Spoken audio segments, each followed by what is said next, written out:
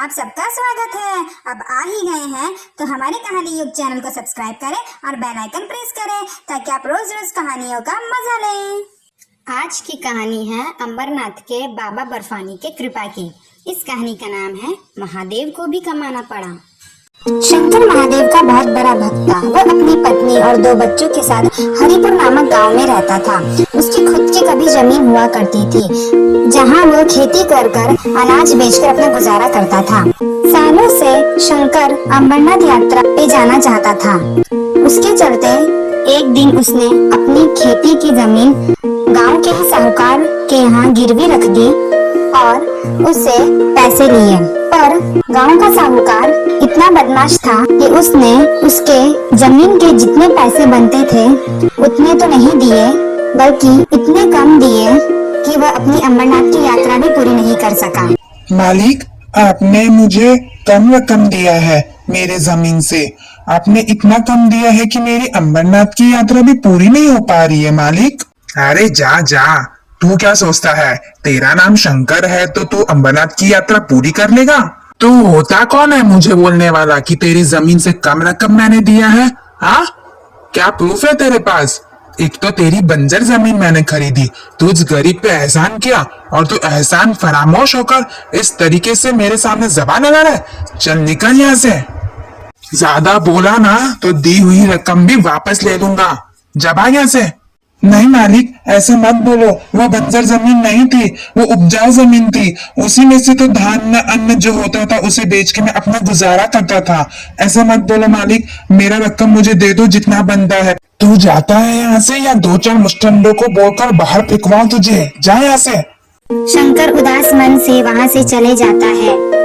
अब शंकर साहूकार के यहाँ पर खेती कर पगार लेकर अपना गुजर बसर करता है। कुछ दिनों बाद श्रावण सोमवार आता है और शंकर महादेव की उपासना करने अपने परिवार सहित मंदिर पहुँचता है। वहाँ पर साहूकार भी पहुँचता है और अरे शंकर, तू मंदिर क्या कर रहा है? तू जैसा गरीब इंसान महादेव को क्या दे सकता है? ना दान दक्षिणा चढ़ावे जैसा कुछ भी नहीं है तेरे पास। तू मंदिर आने लायक ही नहीं है। तू कर क्या रहा है यहाँ? शंकर और उसका परिवार उदास मन से बिना पूजा और उपासना किए वहाँ से लौट आते हैं। तभी उन्हें रास्ते में एक भूखा मिलता है। बहना, मैं कई दिन से भूखा हूँ, कोई मुझे कुछ नहीं दे रहा। क्या मुझे खाने के लिए कुछ मिलेगा? हाँ भैया, पर मेरे पास खाने के लिए आटे का हलवा है, क्या वह चलेगा? हाँ बहना, कुछ भी चलेगा, बस मुझे खाने के लिए कुछ दे दो। तुम्हें पहले कभी नहीं देखा क्या? तुम गांव में नए हो? हाँ भाई जी, मैं इस गांव में नया आया हूँ और मेरे पास काम करने के लिए भी कुछ नहीं है। क्या आप मुझे कोई काम दे सकते हैं इस गांव में? मैं तुम्हें क्या काम दूंगा? मैं तो खुद ही साहूकार के यहाँ काम करता हूँ, वहाँ की खेती कर अपना गुजर बसर करता हूँ। तुम्हें काम पे रख, मैं तुम्हें क्या पगार दूंगा? शंकर भाई, मुझे कोई पगार नहीं चाहिए। आपके यहाँ जो काम होगा मैं सब करूंगा, बस मुझे रहने के लिए जगह दे दे और खाने के लिए खाना। शंकर सोचता है, ये बहुत ही जरूरतमंद है, मुझे इसकी कोई ना कोई मदद जरूर करनी चाहिए। और अगले दिन आपका नाम क्या है? मेरा नाम भोला है। इस तरह भोला शंकर के घर आ जाता है और वह शंकर के घर के छोटे बड़े सारे काम करता है। महिमा, 1 हफ्ते हो गए हैं भोला को घर आए हुए और हम उसे कोई भी पगार नहीं दे रहे काम के बदले। ये ठीक नहीं है महिमा, हम क्या करें? पर भोला ने तो खुद कहा था कि उसे पगार नहीं चाहिए। हाँ, भोला ने कहा था क्योंकि वह सच में भोला है, पर हम जानते हैं कि ये सही नहीं है। हमें कुछ तो करना होगा महिमा।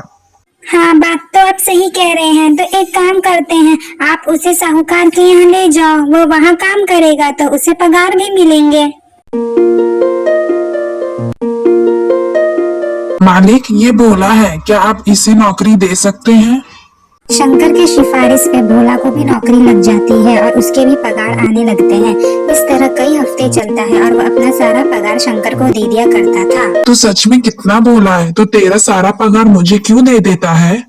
शंकर भाई, आप इसे जमा करके रखो अपने पास, समय पे इसका जो उपयोग होगा वह मैं कर लूंगा। एक दिन साहूकार शंकर को किसी काम से दूसरे गांव भेजता है और भोला भी साथ आ जाता है। रास्ते में जंगल पड़ता है और शेर की आवाज आती है और शंकर घबरा जाता है। शंकर भाई, आप तो महादेव के परम भक्त हैं, फिर आपको डरने की क्या जरूरत है। महादेव अपने भक्तों को कभी भी अकेला नहीं छोड़ते। आप डरिए मत और आप एक काम करिए, पेड़ पे जाके चढ़ जाइए, मैं यही रहता हूँ। नहीं बोला, ऐसी कैसी बात कर रहे हो? मैं तुम्हें अकेला नहीं छोड़ सकता हूँ, हम साथ में ही रहेंगे। तो शंकर भाई आप डरो मत, महादेव पर विश्वास रखो। देखते ही देखते शेर की आवाज करीब से आने लगी थी। शेर एकदम सामने आकर खड़ा हो जाता है। शंकर डर के मारे भोलेनाथ का नाम स्मरण करना शुरू कर देता है और भोला शंकर के आगे आकर खड़ा हो जाता है। शेर भोला को देखते ही मुड़कर वापस चले जाता है और शंकर और भोला सुरक्षित घर वापस आ जाते हैं। पूरी रात शंकर के ख्याल में वही दृश्य चलता होता है। अब अगले दिन शंकर जब सोकर उठता है तब उसे घर में भोला कहीं नजर नहीं आता। वह पूरे गांव मोहल्ले में भी ढूंढता है। वह साहूकार के पास जाके भी पूछता है। अरे मुझे क्या पता तेरा भोला कहाँ चला गया, मुझसे क्या पूछ रहा है? लगता है भाग गया। नहीं माँ, भोला कहीं नहीं मिल रहा, मैंने हर जगह पूछा। साहूकार तो कह रहा है कि भोला भाग गया, पर ऐसा नहीं हो सकता, वो कहाँ गया होगा, बहुत फिक्र हो रही है उसकी।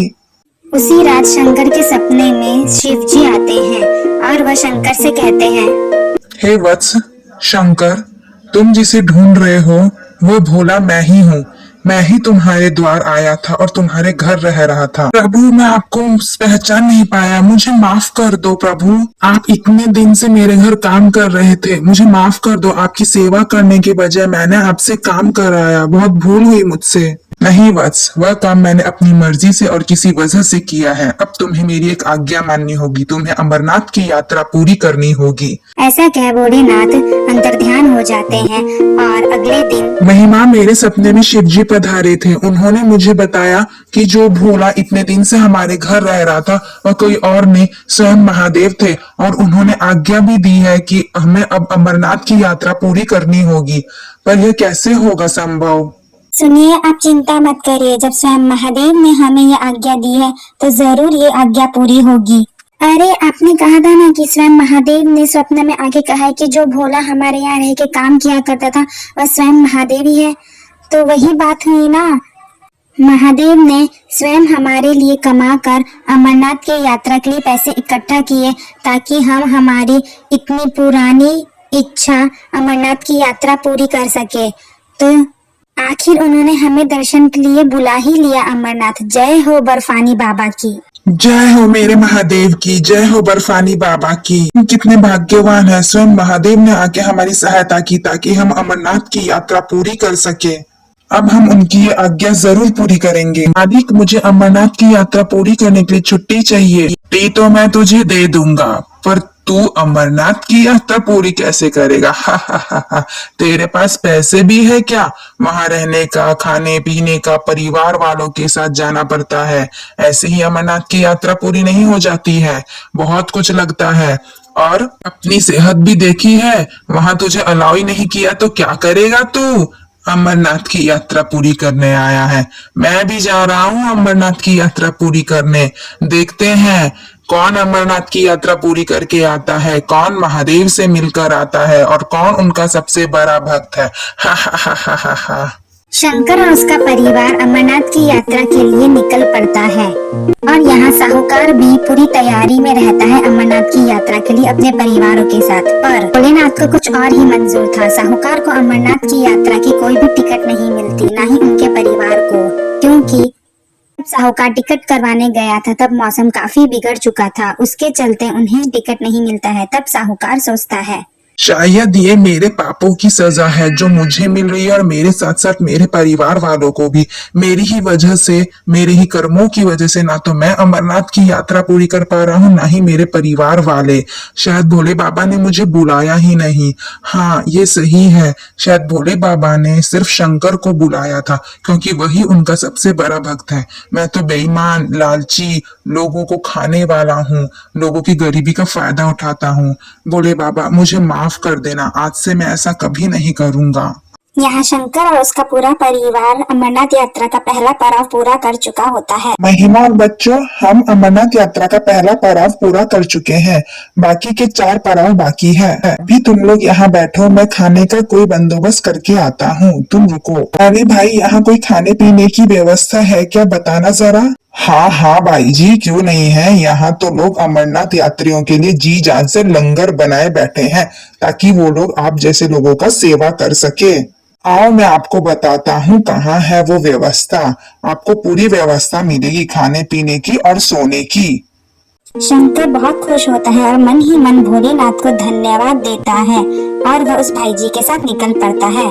यहाँ पर कई सारे लंगर होते हैं जो अमरनाथ यात्रियों के लिए खाने पीने की और सोने की व्यवस्था करते हैं। बड़े बड़े लोग इस काम में दान देकर पुण्य कमाते हैं। लंगर में खाना खाने के बाद शंकर और उसका परिवार रात को सो जाता है वहीं के टेंट में। पहलगाम पहला पड़ाव उन्होंने पार कर लिया था। बाबा, अब हमें और कितनी दूर यात्रा करनी पड़ेगी। पहला पड़ाव पहलगाम हमने पार कर लिया, दूसरा है चंदनवाड़ी, तीसरा है शेषनाग, चौथा है पंचतरणी और फिर पांचवा है अमरनाथ की गुफा। बाबा हमें इतनी दूर पैदल यात्रा करना होगा। हाँ छाया बिटिया, तो इसमें कौन सी बड़ी बात है। महादेव के नाम लेते जाओ और बस चलते जाओ। कब बाबा बर्फानी के दर्शन हो जाएंगे हमें पता ही नहीं चलेगा। और इस तरह महादेव का नाम ले यात्रा करते हुए और अलग जगह जगह पर शरण लेते हुए वह आखिर बाबा बर्फानी के दर्शन कर ही लिए। इतना सुंदर रूप देख सबका मन मोहित हो गया। तुम्हें पता है महिमा, अमरनाथ की गुफा को तीर्थों का तीर्थ कहा जाता है क्योंकि भोले बाबा ने यहाँ पर माँ पार्वती को अमृतत्व का ज्ञान दिया था।